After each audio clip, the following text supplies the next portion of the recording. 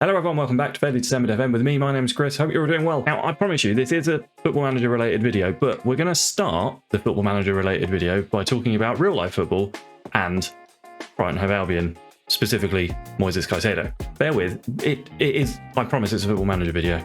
I promise. So I've been keeping an eye, because of course I have, on the Caicedo to Chelsea transfer saga, and it is so dull. Just like all transfer sagas, it is really dull. I remember the Hazard will he, won't he go ones that came out every summer, and now we've got it with like Harry Kane and Bayern as well, and it's just boring. Like, it's just hot air. All of it is hot air until the player goes or stays. But one piece of hot air that came out of this transfer saga is the supposed promise made between our head coach, and I want to stress, head coach, Roberto De Zerbi, and Caicedo, promising that he would be sold.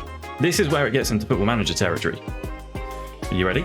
That way of doing things is exactly how it works in Football Manager currently. The player comes to you, he says he wants to move on, you argue a little bit, try and convince him to stay, he gets miserable, you try and agree a fee, and maybe he gets sold, or maybe he stays and ruins dressing room morale. That's kind of how it works in Football Manager. But I think that's quite outdated. The role of the manager in real life football has changed, but Football Manager, the game, hasn't really kept up with it. To be fair, I think that's been done in service to the game, in service to the product. Transfers and negotiating contracts and sales and all that sort of stuff is a really fun part of Football Manager. So taking that away and having a head coach say would harm the product, really, wouldn't it? Because people like doing the transfers. I like doing the transfers. And let's not forget, you can set your director of football or whoever to do all this stuff for you anyway in the game. It's already in there. The problem there, though, is that the player still gets pissed off at you rather than the director of football. The problem is that you are still on the hook for the wages, even if it's the director of football negotiating all the contracts. I talked briefly about this in my 5 changes for Football Manager 23 video. It's a half-realised area of the game.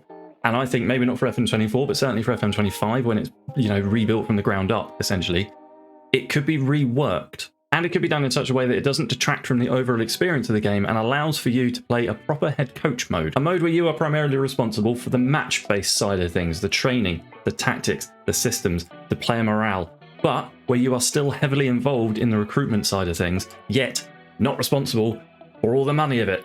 Again, a lot of what I'm about to talk about is already in the game. I want to stress that. This isn't new, it's just a way of joining it all up, so it makes a little bit more sense. So here's how I do it. During the interview process, when you're asked whether you're okay working with a director of football and you say yes, there would be some follow-up questions. Things like, we would prefer our director of football to handle outgoing and incoming transfers, or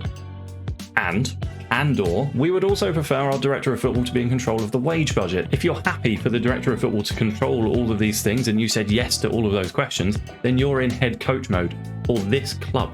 It's not permanent. You can go to your board and say that I want to be in control of the transfers or the wages or whatever, and retweak those staff responsibilities at any time. And when I said for this club, when you move on and you go back into that interview process, you can say no to the questions next time, and for that club, you start off with full control. Easy. For now, though, we're in head coach mode. The transfer window is open and your star defensive midfielder wants to talk to you. He's aware of some interest from a bigger club and he's keen on the move. Now, at this stage, you, as the head coach, can try and convince the player to stay using the weapons that you have at your disposal, making sure that he's the first name on the team sheet, that sort of thing. But absolutely nothing that involves setting promises or fees or anything like that. If he's still keen on the move, then you go and speak to the director of football, tell him the situation, and ask him to try and resolve it. Say that you want to keep the player at all costs. The director of football then goes away and speaks to the player's agent, and it's essentially out of your hands. If he signs a new deal, then great. But what if he doesn't? So the players decided against signing the new deal, and the director of football slapped an asking price on him, and then you've got the problem of finding a replacement. So we have a special recruitment meeting, and during this meeting you specify that you want to find a replacement for this potentially outgoing player.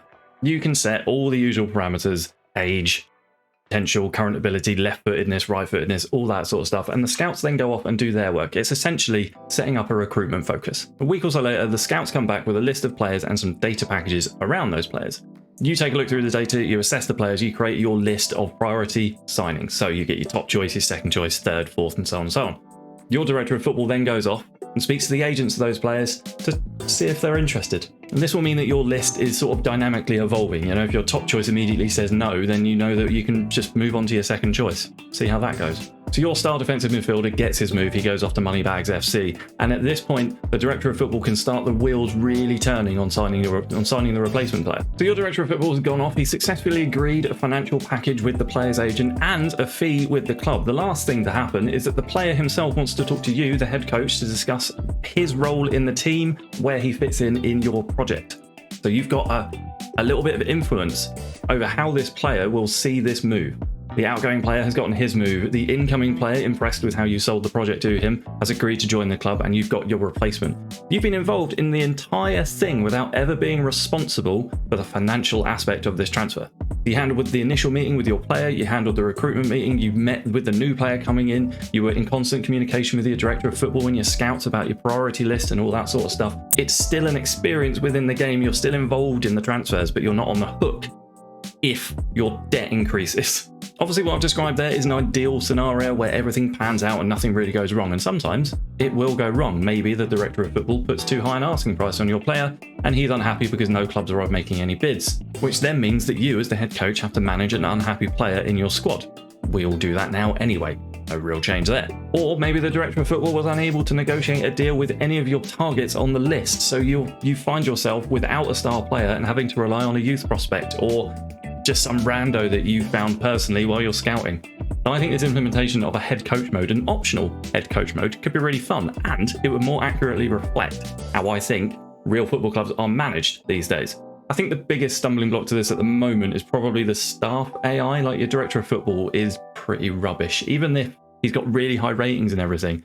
I don't think I've ever had, when I have played saves and I've let the director of football handle all the transfers and stuff, I don't think they've done very good at it, and it would need a lot of work. You know, it's not quite there yet, which is why I rarely, if ever, play with the director of football in control of everything, because they just end up signing a £40 million right back that you don't need. So what do you think? Let me know down in the comments. If you haven't already subscribed to the channel, if you're watching this part of the video, if you're quite near the end, then you should probably subscribe, because you must have enjoyed it, right? You must have agreed with what I've said, you know, or disagreed with it and want to subscribe so you can disagree with more of my stuff.